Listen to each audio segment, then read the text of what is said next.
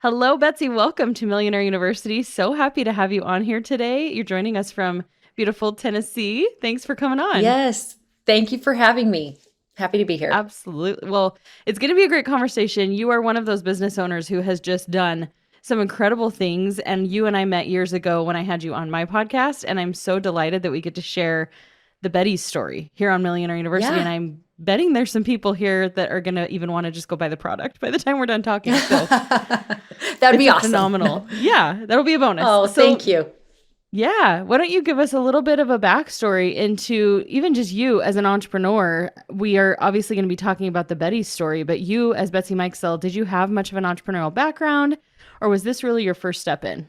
Well, I would say no, but then I look back at all my things, I was like, oh, I forgot I did that, or I forgot I did that. So I don't know. When you think of that, it's like, to me, I think of somebody who's done like a really cool big business, and I'm like, I started out like, I think that this is just how I was as a kid growing up. Like I used to work for my neighbors. Well, I had my little babysitting business, and I made like the babysitting box. Like I wanted to be the best babysitter that everyone always wanted to call. And then I started doing hair, and I loved doing hair. It was like, and I worked for myself out of my home. It was great. I loved it. And I didn't even ever want to start a bedding business. Like that was never something I thought I want to start until I had my twins with their bunk beds, and there was no solution for making a bunk bed. And so I remember just making my own version of it. And when I would tell all my clients about it, I'm like, how do you make these bunk beds? Like, what are you doing? And they're like, we just throw a blanket on top. I'm like, oh my gosh, why is nobody else complaining? Why am I the vocal one about making bunk beds? And so then I just decided to make my own version of what Beddy's is today. And then I would tell my clients about it. I'm like, well, I made this. And they're like, Betsy, that's genius. You should patent it and start a business. I'm like, really? Like other people would want this? So truly when Beddy started, it was not to think of like, let's start some giant business. It was really like, I need a solution for my kids' bedding. And even when I convinced my business partner to start with me, it was like, this is where I'm not a good person to share stories, because it's like we should find someone more inspirational than me, because I told her, I'm like, don't go back to college, because if she went back to college, then we wouldn't have our lunch dates anymore. So I'm like, let's start a business. And she's like, well, what business? I'm like, well, we could do the zippered bedding. It'll be a fun hobby. We can go to business lunches. Like that's what got me into business, is the lunches. So anyways, that's it. Like that's kind of how it started. And then once we got into it, once we needed a patent for the bedding and we realized how expensive it was, I'm like, oh my gosh, it's like, go big or go home. You really like, getting the patent was super expensive. And then we went and visited for a couple of years, just different manufacturers around the US. And it was so hard to find. Like there's no more manufacturing things here in the US, like especially for fabrics, like you have to get it overseas. And so then once we had gone through all of that, trying to find manufacturing, our first manufacturer, they wanted $250,000. And if you can imagine, we were starting a hobby that turned into a $250,000 hobby, and we didn't have that kind of money. So yeah, when we decided that we're going to go for it, it was like, go big or go home kind of a thing. I love that. So it sounds like, I think maybe all of us have different definitions of an entrepreneur. And we maybe look at it as like, for me, back in the day, I used to think entrepreneurs are people who can't hold down jobs. And so they just have to go Oh my gosh. and find odd ways to make money. Oh, okay. The fact that you say that is hilarious, because I used to watch The Bachelor, and whenever they would say they were an entrepreneur, I would tell my husband, I'm like, that means they don't have a job. Like, is that terrible? Anytime I ever judge or say something like that, it bites me in the butt. So it's like, Yep. but that was the truth. Cause I'm like, what is it? What's your job? I'm like, saying you're an entrepreneur just means you don't have a job probably. Yeah. It just means you're non-committal. And yeah, he's not going to win The Bachelor Yes. because, whatever. I guess The Bachelor is the one choosing the girl. But yeah, that was my understanding. And it took me years in looking back, kind of hindsight, the way you just did, to see, oh, I've always been an entrepreneur. I did the babysitting boxes too. You did? We grew up on Babysitters Club. Hello. We had the whole vision of a business, not just a little thing. We were going to be the best. I wanted to be the best. And I wanted to Absolutely. have fun while I was doing it too. So it's like, we need to include fun things for these kids. Yep. So Yeah. anyway. So I was right there with you. And you start to look back and you're like, oh, I did have tendencies to be an entrepreneur. It doesn't sound like you have gone from a traditional 9 to 5. Even doing hair was you pursuing a little bit of an alternative thing. And you may sit here and say, I'm not the inspiring guest to come on here, but you are preaching to the right audience, because these are people who are like, heck yeah, I want a business so I can have lunches and write-offs. And I don't, Yeah. we're over here saying, don't go to college, because then you'll just end up with debt, or you'll learn a bunch of skills, but let's like just get into it and build something that we can start having fun with right now. So I actually love your backstory. Can I tell you another thing? This is just me just sharing but I am the only person in my family who is not a college graduate. Wow. And I didn't realize all these things till someone's like, who's the black sheep in your family? I'm like, I don't know. I don't think we have one. And then I was like, wait, it's me. I'm the problem. It's me. Yeah. Yep. Yeah, except not. So, and I'm willing to bet you're probably one of the more successful in terms of business.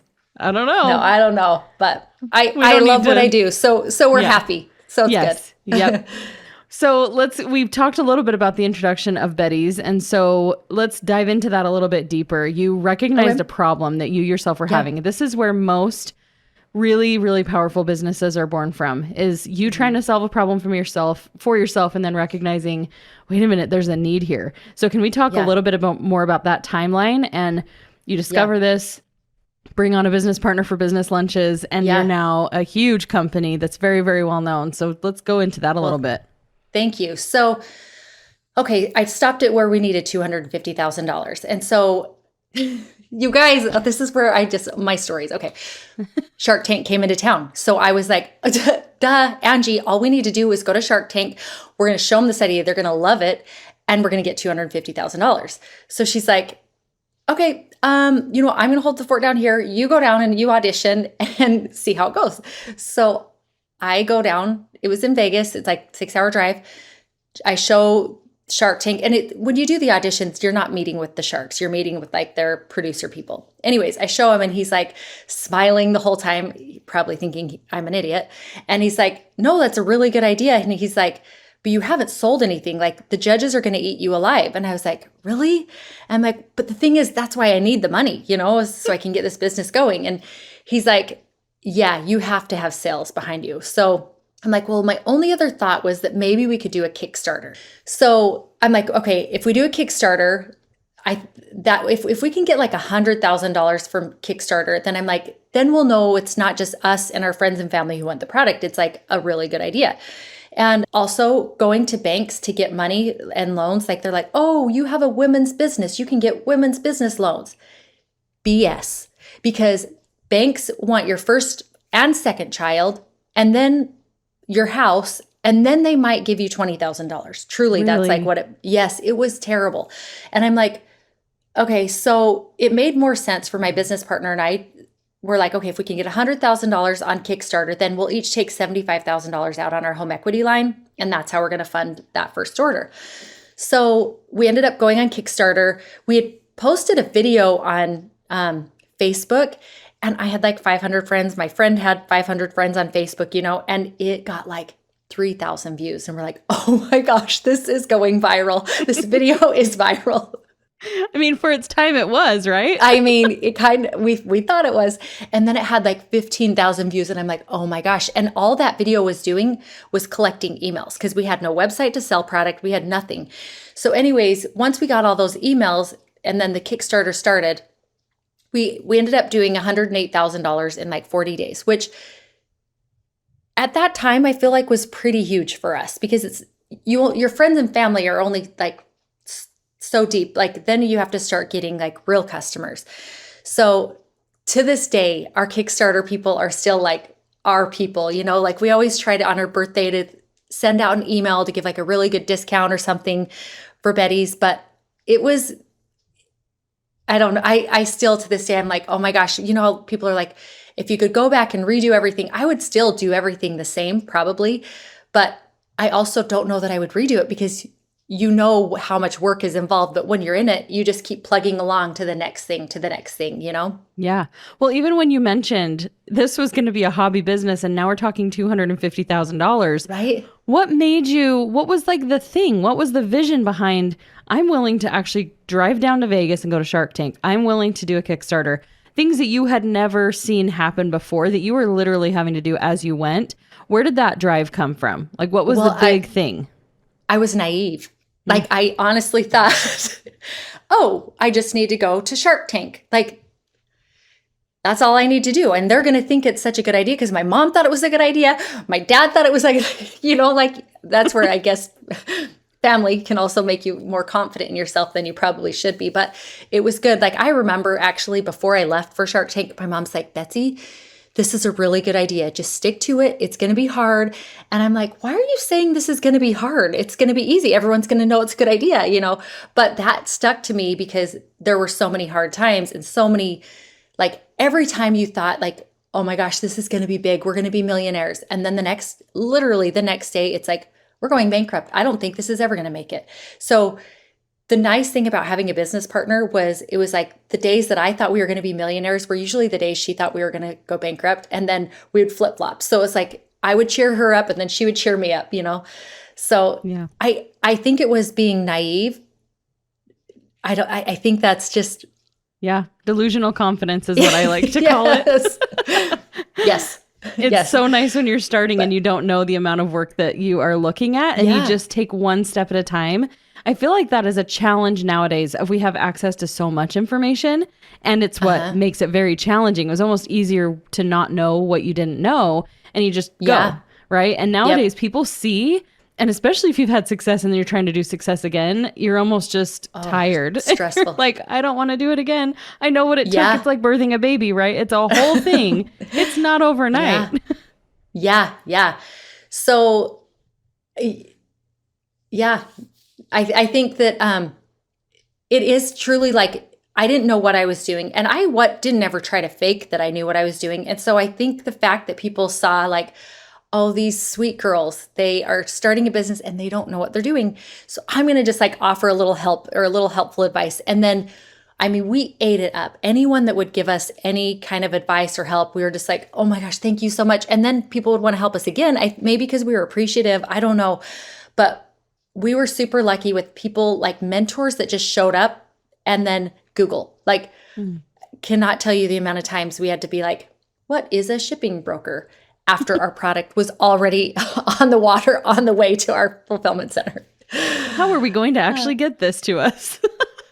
It's build the ship as you're flying it, right? Or build the plane as you're flying it. Yeah. Exactly. Yes. Mm-hmm. So after you got that initial Kickstarter and you mentioned, you know, there's a lot of ups and downs as you're going. So for anybody listening, there's so many different businesses you can build, but let's talk specifically about building a company like this where you have end product. This is pre-social media being what it was even today, right? We're talking about Facebook friends was like your reach. So what did it look like to scale this up after that initial launch? How did you keep it growing? So this is like at the very beginning, and it wasn't even called like influencer marketing, but I remember telling my business partner, I'm like, we just need to find hairdressers because I was a hairdresser at the time. And I felt like as a hairdresser, I told everyone what vacuum was best, what wash rags they should be using. I mean, like I didn't sell these products, but I would have one client come in and they're like, oh, you got to try this vacuum. So I try the vacuum and then I tell the next person and the next person, you know? So I'm like, we've got to find the hairdressers of the world. Like, where are they? And then that's when I remember there were a couple YouTubers and they were on Instagram and I was on Instagram just barely at that point. And Carly Stiles is one of them. And I remember reaching out to her and I'm like, could I send you some bedding if you would want to share it? Like, and she's like, sure, you know, and so I had no money to offer her. In fact, the bedding that I was giving her, I felt like I was literally taking out $250 out of my personal account to send it to her because you don't realize how much debt is involved. Like I was working full time as a hairdresser just to get Beddy's going as I'm running Beddy's at the same time, you know? Mm-hmm. So it was me just like kind of reaching out to these people and who had a following. And then I remember Carly posted about it and her sister Kaylee, sister-in-law, they both posted about it. And shut down our website, which I'm like, oh my gosh, this is so crazy that like people can send this much traffic, So we got in the influencer marketing game really early and really lucky because I again, like starting out with our finances, which were zero back then, I couldn't afford the influencer marketing because we didn't even pay a commission. I mean, like, I think back to these people who shared for us and they just shared to be good, kind, nice people. Mm-hmm.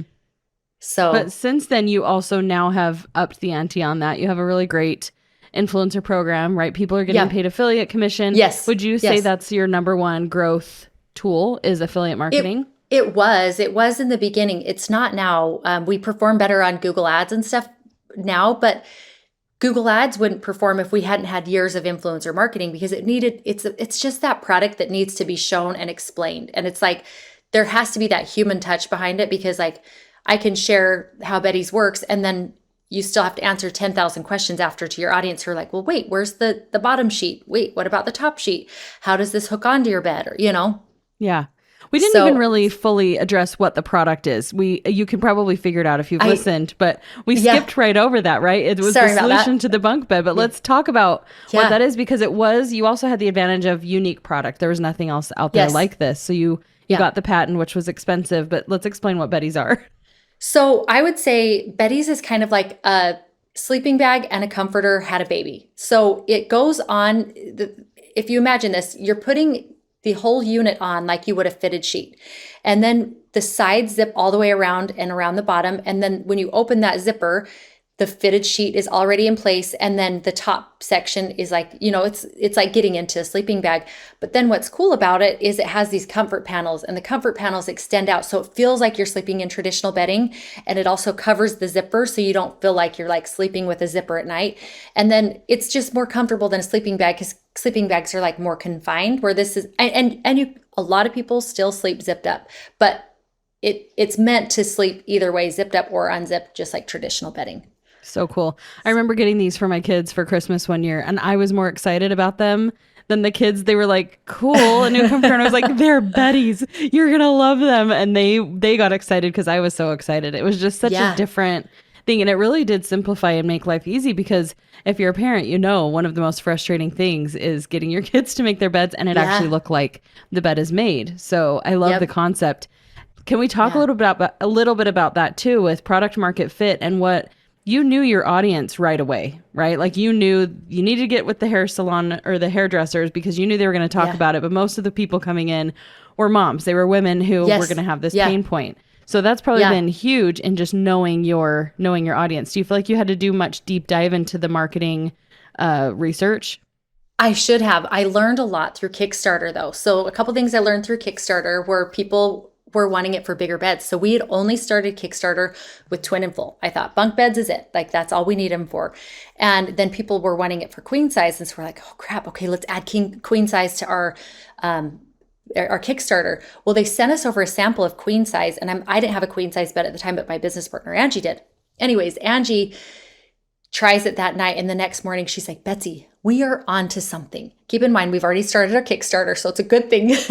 She's like, this was the most incredible bedding to sleep in. I'm like, really? She's like, yeah, because it keeps your bedding in place so that your partner isn't stealing it from you. She's like, this is what you need for trailers and RVs. And I'm like, oh my gosh, how did we not even think of that, So then this just opened up the market that it's good for all beds, not just bunk beds. It's good for two people in a bed, to sleeping together. It's good for RVs. And then once our Kickstarter funded, all of our orders went out, right? That's a funny story in itself. I'll have to tell that in just a minute. But one of the first emails I got was from a woman whose child had sensory processing disorder. And I've never heard of that before.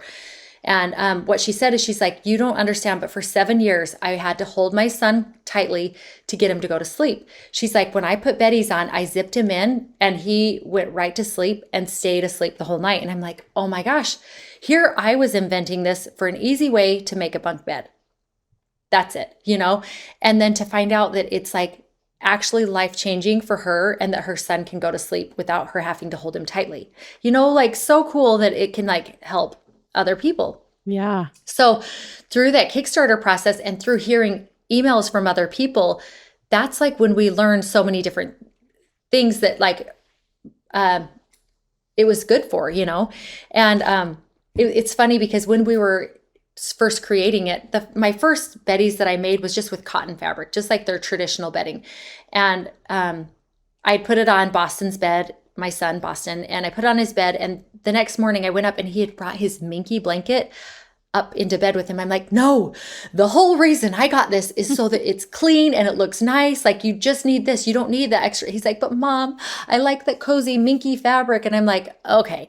So then Angie and I are talking. We're like, our goal for this whole thing was to make bedding for our kids. So we're like, maybe we add this minky fabric to our bedding. And I'm like, okay, let's try this. So we did it. And the minky fabric is still our top seller to this day. Isn't that wild? But it was like, again, my son, who was so finicky, and turns out he came up with a good thing. Yeah, it turns out he's probably made the company millions of dollars because of his insistence on the minky, right? Shh, don't tell him that.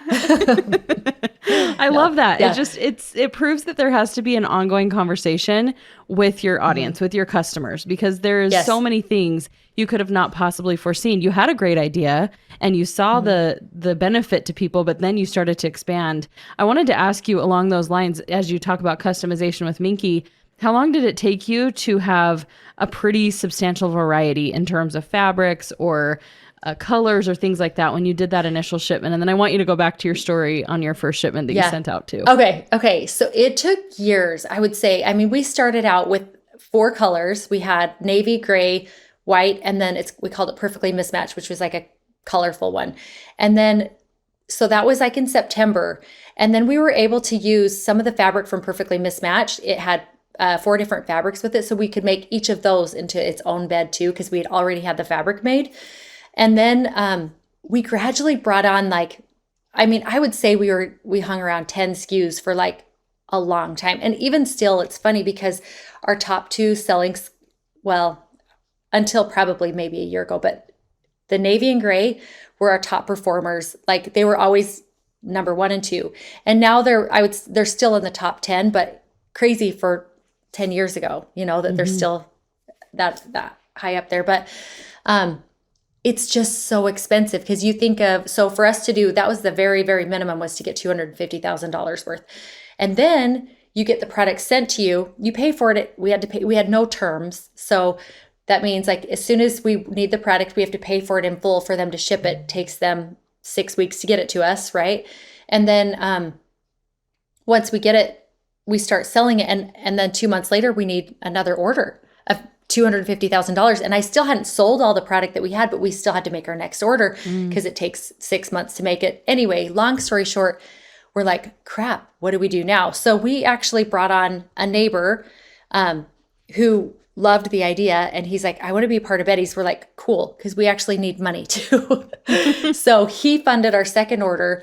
And then after that, it was just selling, like, and I remember, like 4 years in, I remember talking to my CPA. I'm like, when will we start like feeling like we're making money? Because every dime that came in, when you're a growing business and product, it just has to be dumped back into the company to buy more product and more products. So it was like, I want to say 5 years before we even really paid ourselves decent enough to like feel like you're surviving. Yeah. So then even longer after that to feel like you might have this business that's generating a lot of cash, but the investment back into product, I think that's a really easy trap that people fall into. I know we did when we sold physical product on Amazon. It was like, oh, wait, we're supposed to set aside and keep reinvesting, and we really can't take a profit for a while. It's crazy. Like millions. We were making millions and I didn't have $1. Like, I'm like, I'm still working as a hairdresser and we can't, it was wild. So I think when I hear that people are like these $1 million businesses, I'm like, well, that doesn't really mean a whole lot, Yeah. Let me know when you are a personal millionaire. Yeah, it's true. But I didn't know that until being in business myself. Yeah. So, but it's like been a fun journey. Oh my gosh. Okay. About when we got our first shipment. Yeah. Is that what you want? Okay. Yep. So we get our first shipment. First of all, it's headed to my personal house. Beddy's is a big product. And so there's no way it would have fit in my garage and my basement and my family room combined. Like they're just big pieces. And then there's thousands of them. So somebody sent me a Facebook message. I don't even know this woman. And she's like, who's doing your shipping and fulfillment? And I'm like, I am, like, me and my business partner. She's like, honey, that's not going to fit in your garage. And I'm like, really? Like, thank goodness she messaged me, because then she's like, I have a guy that you should talk to. So she introduced me to her friend. We went over to his place, and it would have never fit in my garage. Like, what was I thinking? Honestly, oh, this is like, but so anyway, and he was wonderful. And it was also very expensive. Like, I think to ship each Beddy's was about $48 or something. It was expensive. Wow. So you think of, like, we've just put all of our money into this product, and now you're wanting me to spend $48 per bed to ship to these people who've already paid, you know? So we took every address within like a couple hour radius of us, and we just drove them around to everyone's house and hand delivered their Beddy's. Wow. And I would be so embarrassed now to just go, you just ordered, here's your order, because we can't afford to ship it to you. Yeah, but your customers are probably thinking, wow, what treatment. We will always order. They're going to deliver it to our door. They probably loved it. Oh gosh. It was actually so cool though. It was so fun to meet the people. There was a lady whose son had Down syndrome, and she's like, will you please come in and just put it on his bed for him? We're like, okay. So we go in, and so it's like we firsthand got to watch him get in, and he like, so we put the bedding on him, and he gets in, and he's like, I love it. I love it. Like, he was so excited. So we're like, we got to experience these like customers using it for the first time. So while it was embarrassing that we couldn't afford to ship, it was really cool to meet the people, see them use it, and like, there were some exciting times in that too, you know? Yeah. You have a really powerful story of resilience, of just continuing to hit roadblocks and finding a solution. And so many people pretty early on in your journey would have stopped and been like, this is way too much. Who do I think I am? Which requires a lot of confidence. I know you said it was kind of delusional confidence. You just didn't know, and you just kept proceeding forward. But was there something going on inside of you that just knew there was something bigger at play here that kept you moving forward too? Gosh, I guess maybe I was just born with this, like, that I just kept thinking, I can do it. I can do it. I can do the next thing. Okay. Like, maybe I didn't look super far. I just kind of looked, okay, what's my next step is probably more of what I did. Cause I remember, this is another thing. We went and visited our factory. We would go actually about 3 times a year to go visit our factories. And one of the times we decided to go see the Great Wall. And I remember like standing on the Great Wall and looking out, and I'm like, oh my gosh, like, Beddy's is successful. This is really cool. Like, I've never been across the world and to a foreign place like this. And then just to experience it, I'm like, Beddy's is what brought us here, you know? And I remember thinking, I'm like, it was the one time that I felt like, I was like, good job, Betsy. Like, good job, Angie. Like, I remember telling my business partner, Angie, I'm like, we got us here. Like, Beddy's got us here. This is so cool. Because for so long, it was just like, I just looked at, okay, we have to get this. Okay, we have to get this next number. We have to get this next order. It was just the next thing that we had to do, instead of like looking back and seeing, wow, that was like a lot that we did, you know? Mm-hmm. Yeah. I love it. It's so inspiring to hear. And I want to actually address something I didn't plan to ask you about, but you brought it up a little bit with getting funding as a female entrepreneur. Mm-hmm. There is a totally different world out there for female entrepreneurs than there are for males. So have there been any other challenges aside from funding as being female entrepreneurs? I don't think so. I feel like it's almost like people are nicer. Like, they want to help you. I think that they're excited for you. So I felt like it was more like people thought it was cool and were like, how can I help? Like, there were a ton of guy business owners that wanted to help us too, you know? So I didn't feel like there was like challenges as much as there were like really cool opportunities, you know? And like it's so funny because like there were like some female CEO awards or whatever. And I remember being like, I don't want a female CEO award. I want just the CEO award. Like, I just wanted to be like, let's just all be cool CEOs together. Like, it doesn't need to be just for females. Although that's really cool that they do that, you know, but yeah. So I feel like if anything, they're trying to give females more opportunities. Maybe this wasn't your challenge. Yeah. I feel like the whole banking thing, they say female-owned business, they're lying. That's not really anything. Like, they still want your first child and your business. Yeah. and your successes. Like it wasn't any easier for banking for us. That's good to know. What else would you say are some of the bigger hurdles? I know we've talked about them as we've gone through the timeline a little bit, Yeah. but even in scaling, at what point did you recognize, I mean, I'm sure you brought people on as you were going, but what point did you recognize, okay, this is something that can kind of run itself? And how did you address that of being able to let go a little bit and have the company become a company and not your side hustle project? Yeah. I know this is terrible, but like things happen in your life for a reason. And I know this is one of it. I had so many business mentors tell me, you can't work in your business, you need to work on your business. And that's easier said than done when you're talking about your baby. Like, no, I will be involved and I will make all of these decisions. Thank you.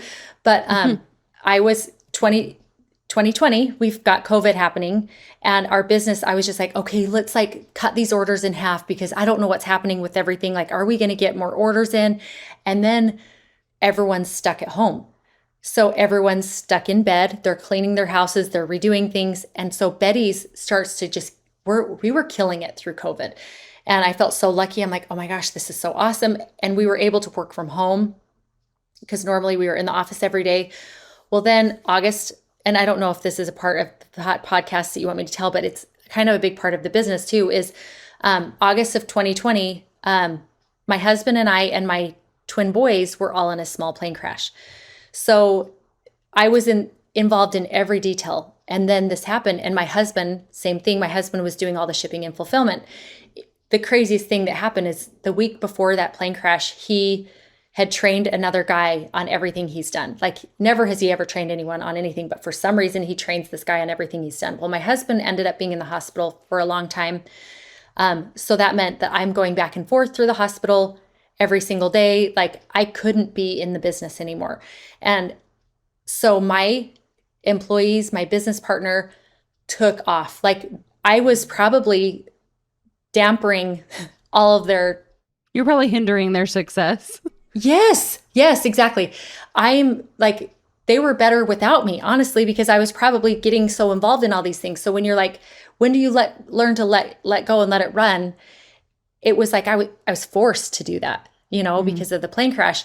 And then finding a place coming back was like, it was tricky. It was like a tricky thing. And then I saw how well everything was going. I'm like, why am I involved in all these things too? And so, and over the years through running Beddy's, we were restructuring every year. Like as your business doubles, you have to restructure everything.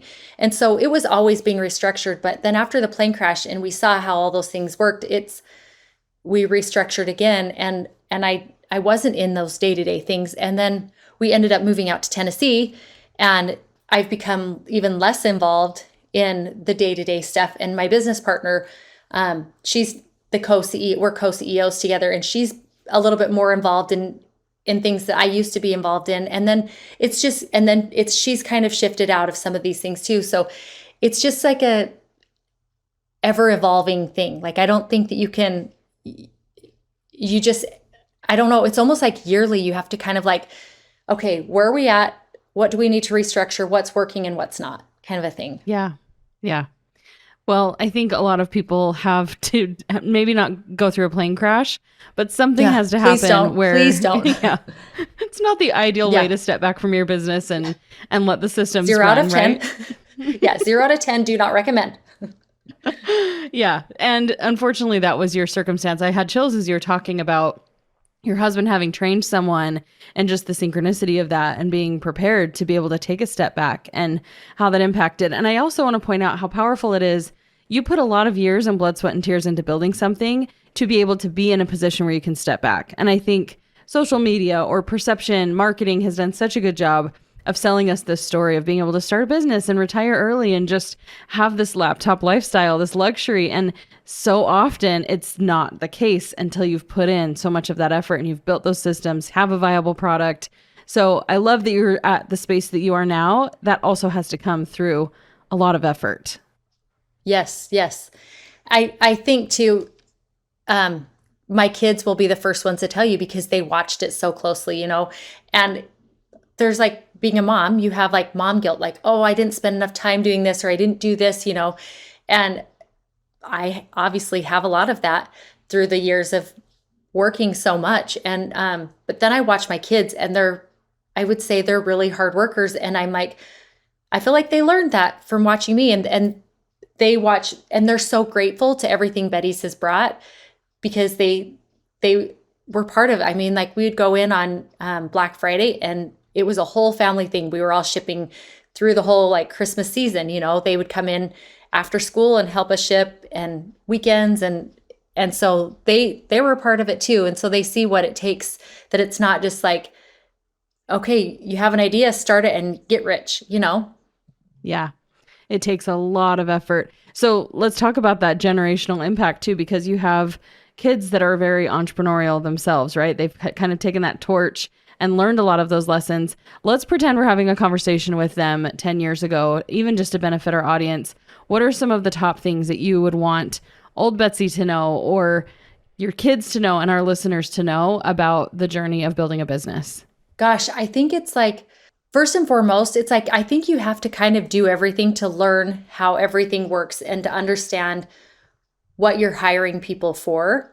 And then also, when you hire people who are smarter than you. I think people sometimes get intimidated by that, but I'm like, to me, I want to hire someone who's smarter and better at those things than me, for sure. Like, they're only going to make the business better, And so I'm not like, my business partner, a lot of people think there's like jealousy, or they're like, how is there not any jealousy or competitiveness between you? I'm like, oh my gosh, heck no, because like, she's way smarter than me. Like, I couldn't do any of the things she does in business, and she feels the same way about me. It's like, we're so appreciative of each other's strengths. So also, it's like, so maybe that's it too, is like, try to do everything that you can. You've got to be involved in so many things in the beginning, but also like, don't let your pride get in there, and like, don't be embarrassed that you need help, or because I think a lot of times too, people don't want to admit that they need help, and then that's when they fail a little bit more, Yeah. What was your support system? Like, I know you mentioned a lot of people came in and helped you in building this, and your lifestyle had to change, right? Because you were already doing hair. That was a full-time thing in and of itself. You have children at home. You had to leave a lot of conveniences or luxuries behind to build something that now obviously you have a lot of those things anyway. But what did that support look like in terms of relationships? And it sounds like you had really great supportive parents, but what were some of the other key factors that you would say led to you being able to succeed with this long term? I think it was a husband, like Gentry. He was so supportive with everything. Like, if he needed to pick up the slack with the kids, or my parents or his parents, helped out at school or picked kids up for things, like everyone's in on it, and I remember, like, even my business partner, every time we'd have to write a check to Beddy's, like, here we are starting a business and we're still writing checks to Beddy's so that Beddy's can pay for things. And every time she's like, are you still okay with this? Like, are you ready to pay that next check? And he's like, I think we still do it, So it's like, it was a constant, like, are we still good with moving forward? And all of us continually were, and it was cool because, I worked with influencers a ton in the beginning, and that's kind of how my kids got involved. So early on, we wanted to work with Mindy McKnight, who's Cute Girls Hairstyle at the time, the YouTube channel, and we didn't have enough money to pay her fees, and so she owns a small part of Beddy's. Well, my kids, like my daughter, watched her hair channel all growing up too, to learn how to do her braids and all the things. And then my kids saw those things too, and then they ended up starting their own YouTube channel. And I was like, I remember thinking like, oh, nobody cares about what these kids have to say, but at least you're staying entertained. But then they grew their social channels, and now they're sharing about Beddy's on their social channels. So it's kind of like this cool little cycle or circle of life, Yeah. I don't know. It's kind of fun. That's awesome. And it sounds like when there's something special about stepping into, you might have to leave some things behind, like I said, but you grow a new circle and you grow a new network. Mm-hmm. And a lot of times when you're able to do that and you're collaborating with people who are also at the same stages of building a business, who may be a lot further along than you, and you have that opportunity to collaborate, the ripple effect to that is never ending. I know I'm still being blessed from connections I made and the efforts of just putting myself out there 10 years ago today. Yeah. So it's a huge benefit to tapping into whatever support you can find. And I love hearing that as a mom too, that you can look at the mom guilt and say, oh, I worked so much and I was outside the home and I was doing this and this. Your kids have learned skills and they've built connections in a network. And that's one of my dreams as a mom. Yeah. Like leave them with so much more opportunity than I had so they can take that and run with it. So it's really cool to hear that. Yeah. Yeah. And do you know what's cool too is like, I remember in the beginning, I was like, when I had these influencers share Beddy's and I'm just like, oh my gosh, if I ever get a following, like I want to share other small businesses. And so that's kind of like, so now I have a personal Instagram following. And so now I'm able to share these small businesses that I love that have some cool ideas that I'm like, oh, they just need people to know about it, you know? Yeah. And it's cool in that way too. Yeah. So I love that. That's so amazing. So your entrepreneurial spirit has carried on. You've stepped back a little bit from Beddy's and you're still out there. Now you're in the role of being the influencer to multiple products, which is so great. And I know a lot of people love following along your journey. So with that being said, you've given us so much to think about and knowledge, and it's cool to hear where you started, where you are now. How can people follow you if they want to keep watching your journey unfold? Oh, thank you. On Instagram, it's Betsy Mikesell is my personal Instagram. And then we have another one for Beddy's and it's Beddy's Beddys. So those two places you can follow along if you want to hear more. Cool. I love it. And I can personally vouch for Betsy and Beddy's. They're both fantastic. I appreciate you sharing your story with us. Thank you. Thanks for having me. Anytime. Anything else you want to leave with everybody before we say goodbye? Do you know what I think is find the good in your journey? Like always have gratitude for the good things, because the more you look for the good, the more you'll find. Like if you're constantly thinking of like what went wrong, what failed, you're going to find more of it. So like you'll find what you're looking for. So I think if you look for the good, it just keeps your journey in a better trajectory to be more grateful. Yeah, I love that. Good advice. Appreciate you so much. Again, thank you. Thank you. Thanks for having me. Of course.